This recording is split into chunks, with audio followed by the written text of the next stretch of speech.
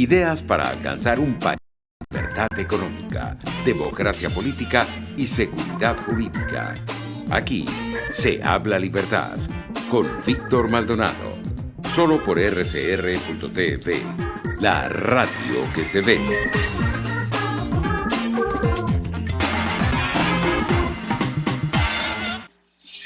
Bueno, volvemos con Aquí se habla libertad. Hoy 6 de abril, luna de Semana Santa. Alexander, mi abrazo fraterno. Hoy te estamos celebrando la conmemoración del beato Miguel Rúa, mano derecha de Don Bosco y primer sucesor de Don Bosco al frente de los salesianos, de los hijos de San Juan Bosco.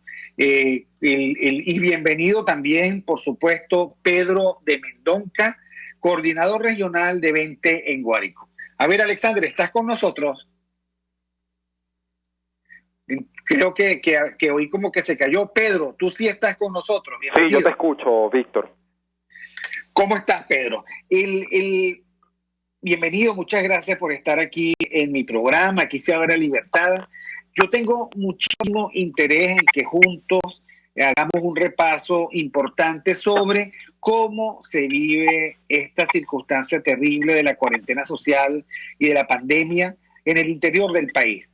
Tus textos en Twitter indican de un país desolado, sin gasolina, de pueblos dejados a su suerte, de gente que tiene que caminar 10, 15 kilómetros para ir a algún sitio, de la recuperación de la tracción de sangre, del caballo como única alternativa. ¿Cómo se vive efectivamente en el estado Guárico esta circunstancia en este momento? Bueno, muchísimas gracias, Víctor, primero por esta oportunidad para contar realidades que son alarmantes y que asimismo tienen pocos espacios para ser contadas. Y la realidad es que lo que está ocurriendo hoy y ya desde hace un mes, en este mes de la cuarentena, es, si se quiere, un poco la exacerbación de lo que ha venido ocurriendo en estos 20 años de cuarentena que llevamos los venezolanos, producto del socialismo del siglo XXI. Y sí, como tú lo decías, la situación específicamente en el estado Guárico, como en todo el interior del país, pero te relato obviamente la situación del estado Guárico, que es el que vivo, el que investigo, el que exploro, el que acompaño.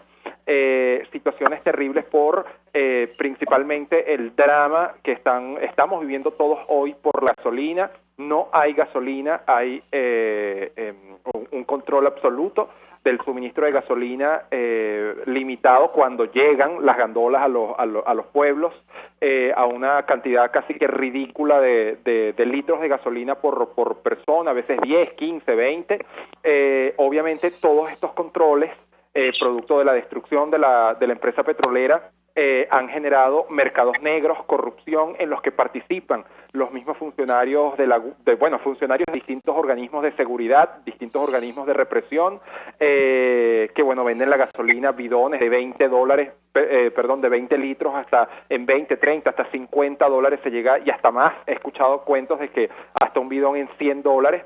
Y esto obviamente ha traído consecuencias terribles para quienes dependen, que somos todos, de la gasolina, pero fundamentalmente para las personas de las zonas rurales que dependen de gasolina, de gasoil, de combustibles en general, para trasladarse a sus campos.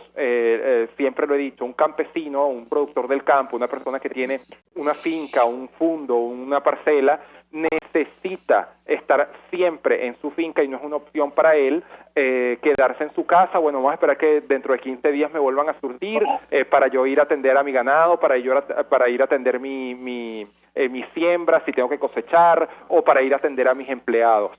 Pero además es necesario el gasoil para los productores porque muchos no tienen electricidad en sus fincas, en sus campos, y necesitan gasoil para echarle a las plantas eléctricas.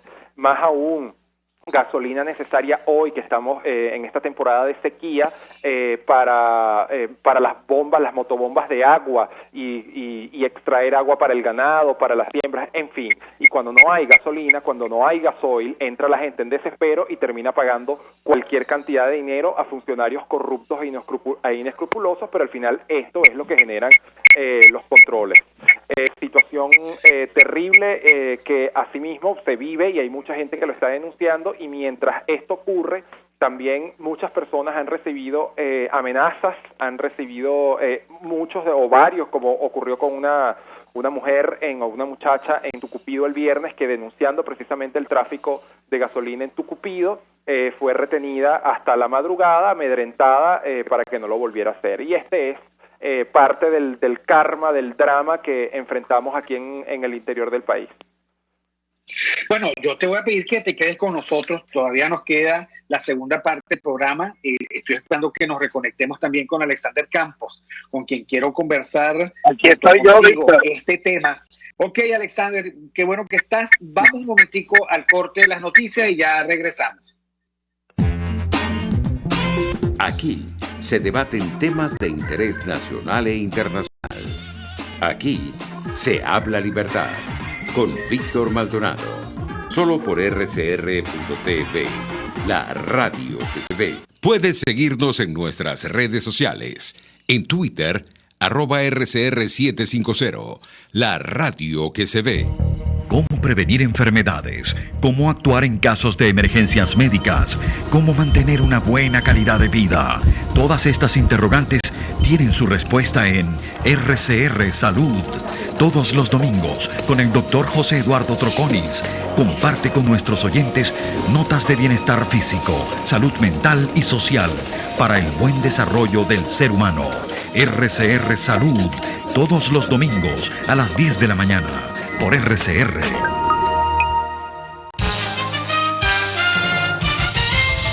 Informe RCR presenta titulares.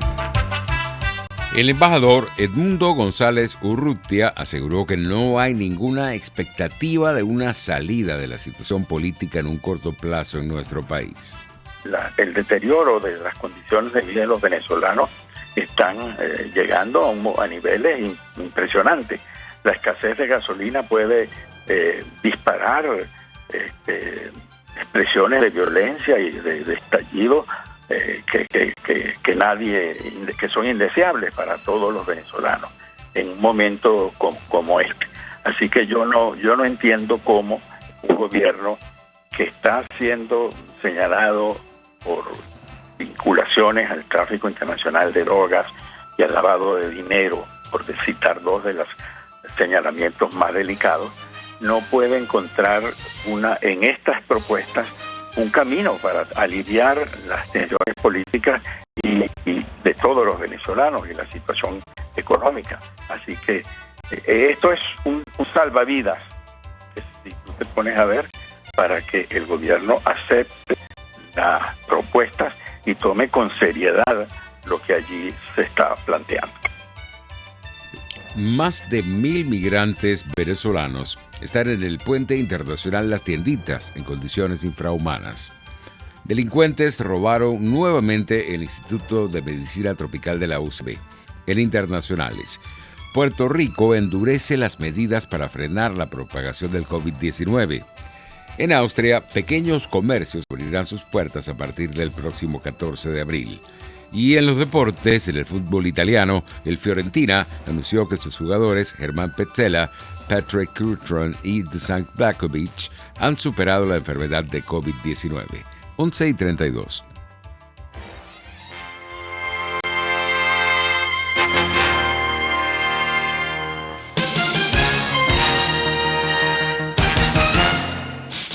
En RCR somos vanguardia.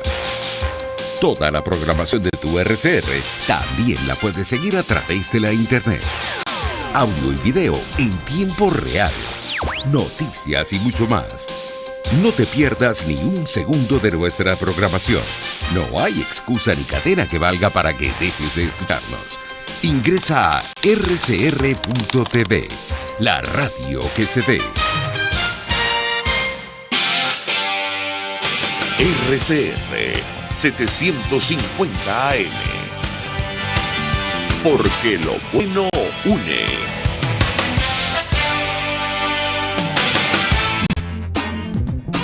Ideas para alcanzar un país con libertad económica, democracia política y seguridad jurídica.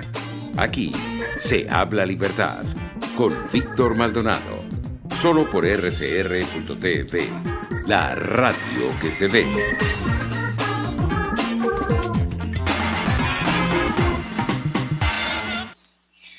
Bueno, continuamos nosotros. Aquí se habla Libertad del 6 de abril. Alexander, no quería dejar de pasar la oportunidad. Este es el tercer intento de congratularme contigo porque hoy conmemoramos el día del Beato Miguel Rúa, mano derecha de Don Bosco y primer sucesor de los salesianos.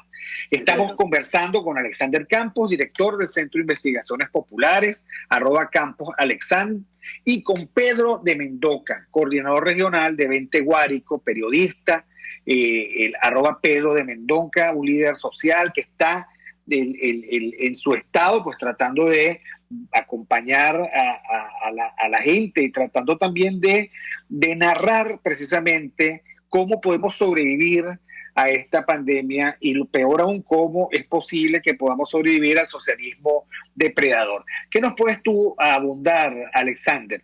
Porque también entiendo que en ausencia de la posibilidad de que el mercado responda, en ausencia de que las redes de solidaridad funcionen porque no hay gasolina, pues queda un vacío muy peligroso de atención a gente en condición de vulnerabilidad.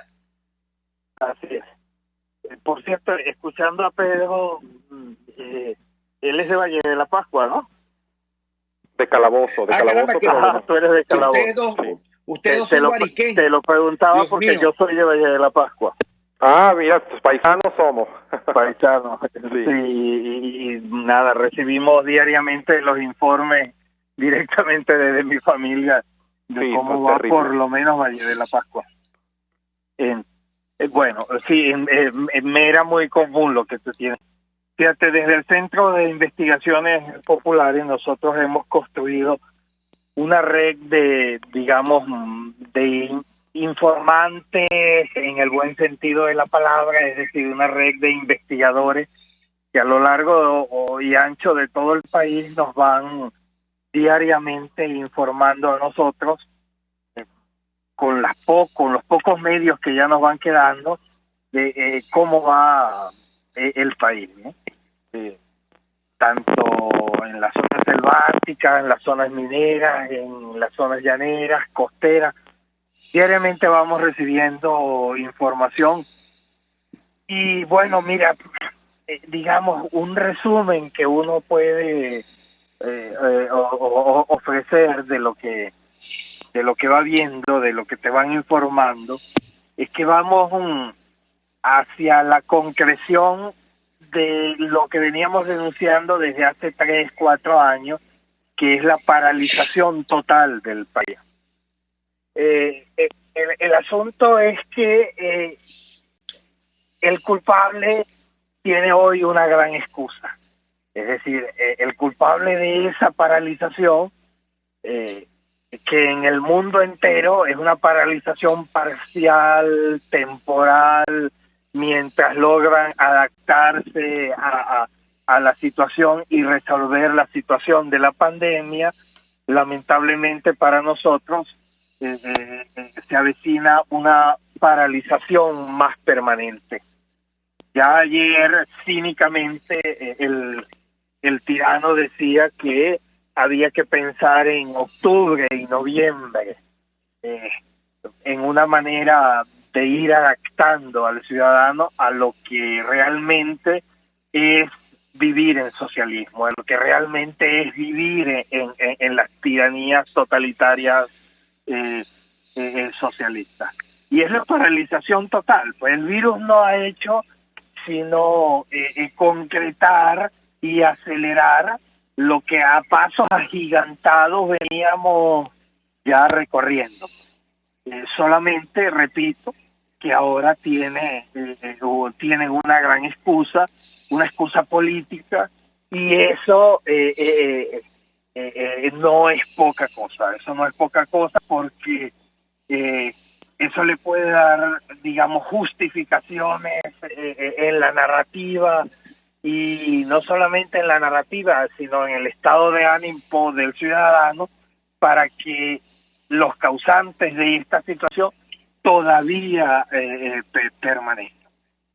Ojo, esto es muy importante porque no estamos hablando de una paralización momentánea, no estamos hablando de una paralización de sectores como está sucediendo en el resto del mundo. En el resto del mundo están paralizados algunos sectores.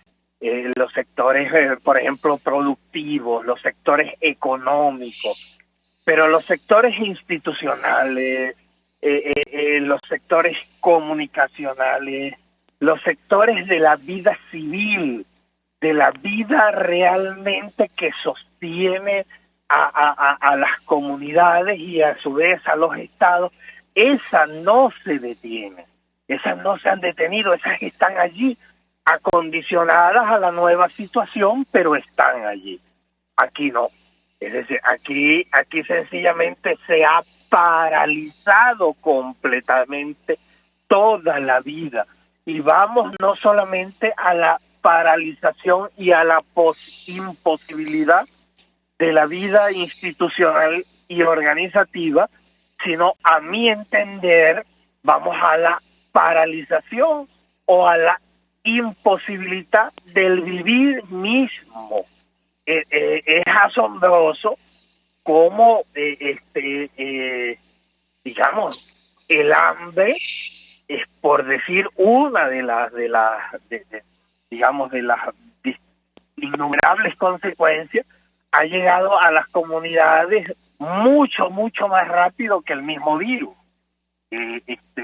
Y evidentemente ha llegado porque ya teníamos una paralización de la movilidad en todo el país. Y ya teníamos una paralización de la comunicación y lo que a donde van es a la paralización de la conciencia. Es decir, que tú ni siquiera ante la defensa de la vida puedas reaccionar por esa represión tan violenta de la que nos hablaba Pedro, y que hoy en día lo estamos viendo desde la base de todos los partidos y desde la base del hacer político hasta prácticamente todas las instituciones comunicacionales, eclesiásticas y de todo tipo.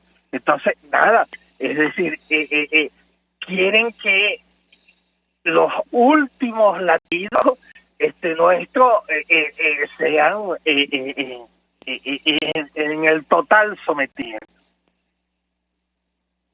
Ahora, Pedro, tú que estás allá en el estado Guárico, ¿tú ves factible que los venezolanos, además tú eres dirigente político, que los venezolanos se dejen morir? ¿Qué es lo que tú identificas en términos de capacidad de tolerar esto de parte de los venezolanos? Bueno, mira, absolutamente no, Víctor.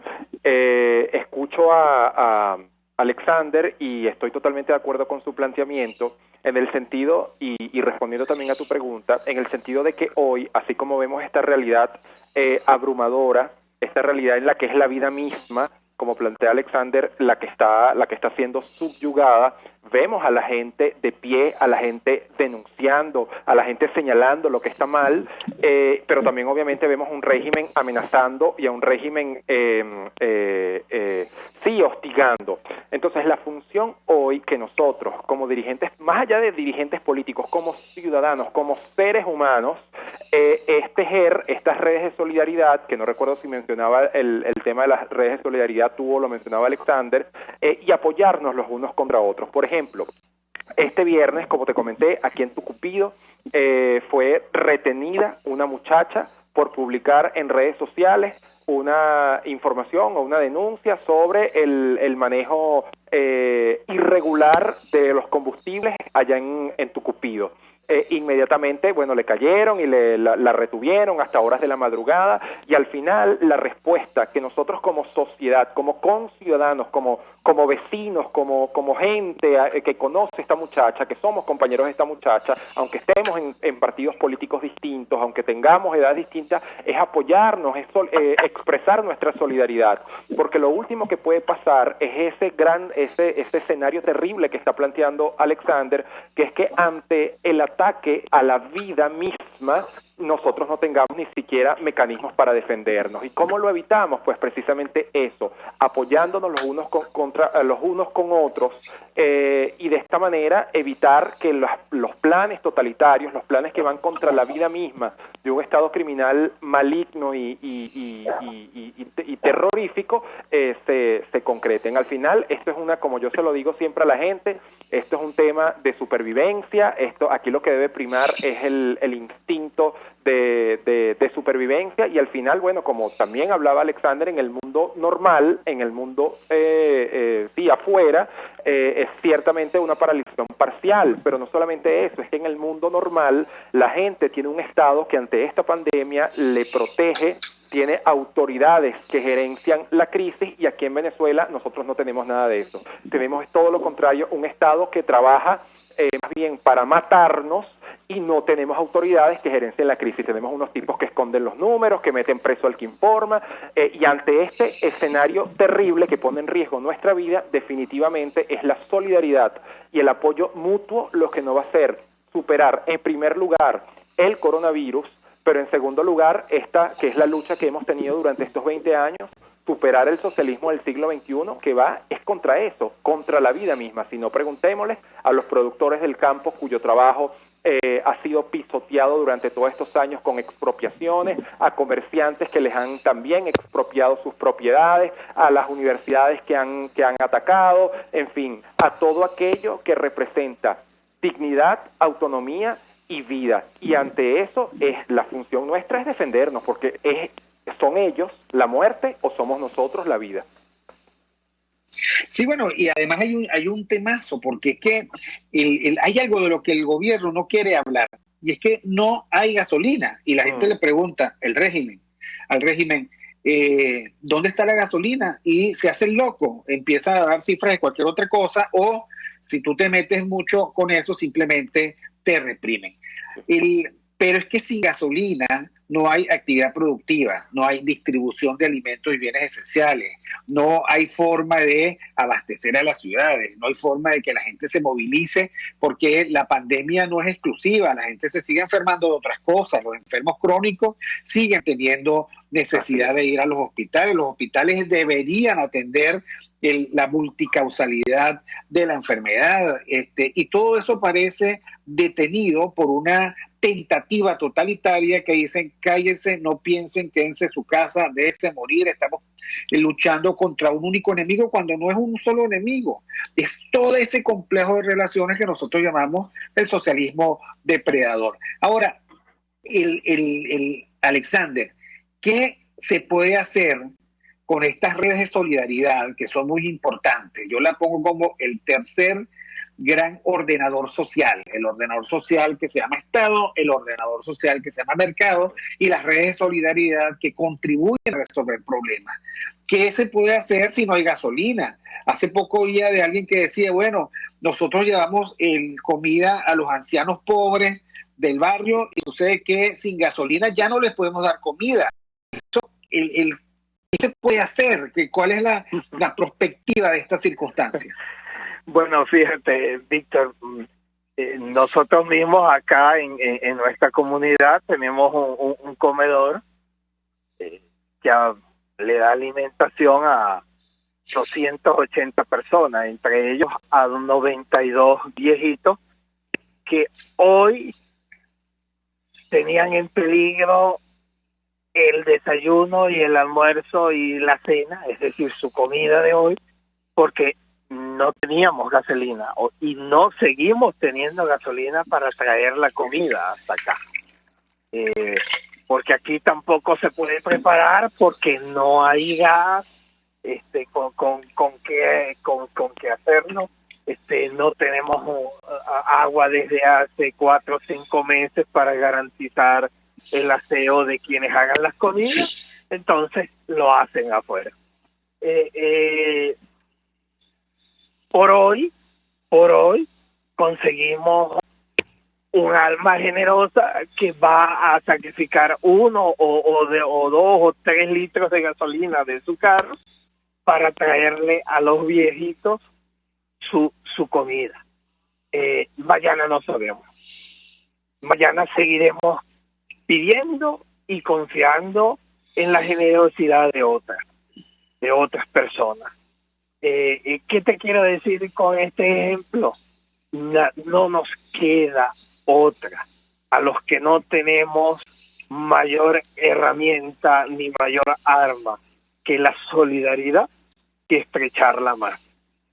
Mientras más presión para ser insolidario, mayor expansión de la persona para construir más lazos de relación.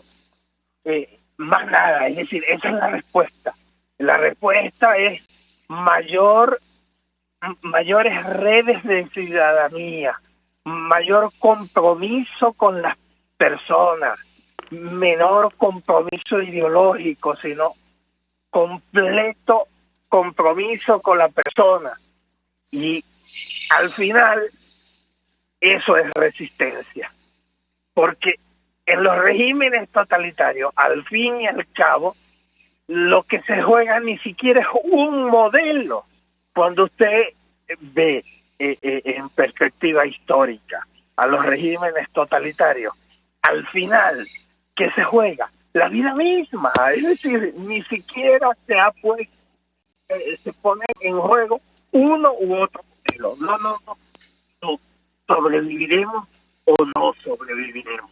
Y digámoslo honestamente y en voz alta, hoy sabemos todos que la gran pregunta es ¿quiénes quedaremos vivos y cómo quedaremos después de eso?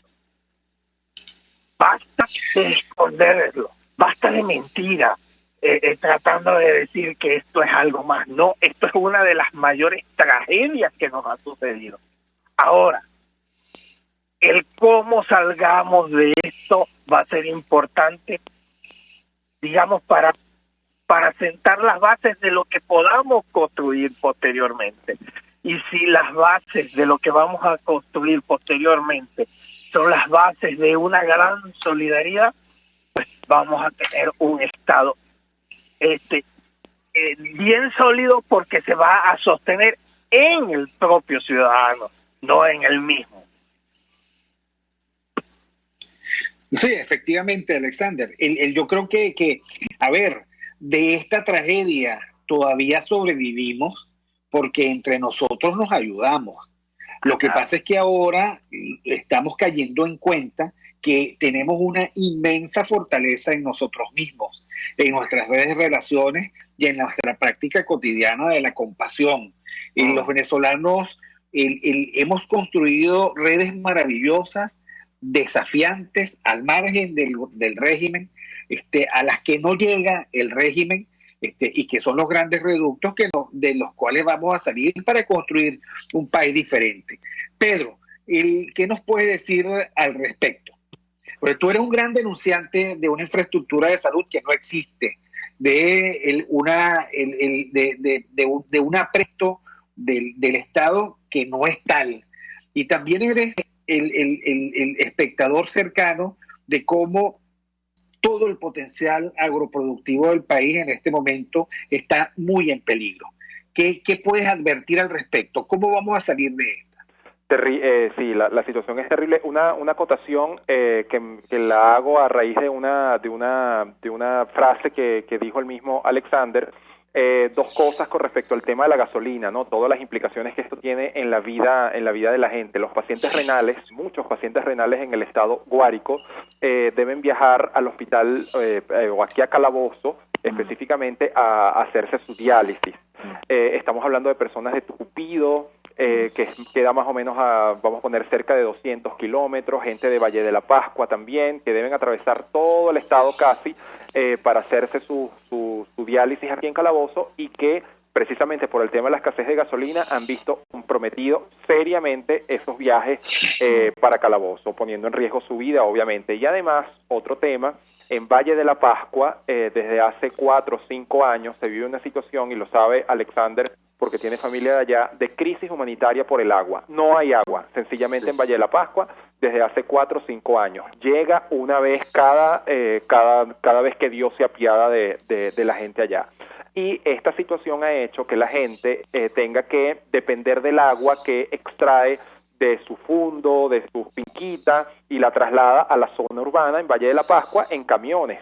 Pues ahora con esta situación de la gasolina, que no hay gasolina, hasta eso ha tenido implicaciones pues la escasez de gasolina, que la gente no tiene cómo trasladar el agua de su zona rural a su casa en Valle de la Pascua.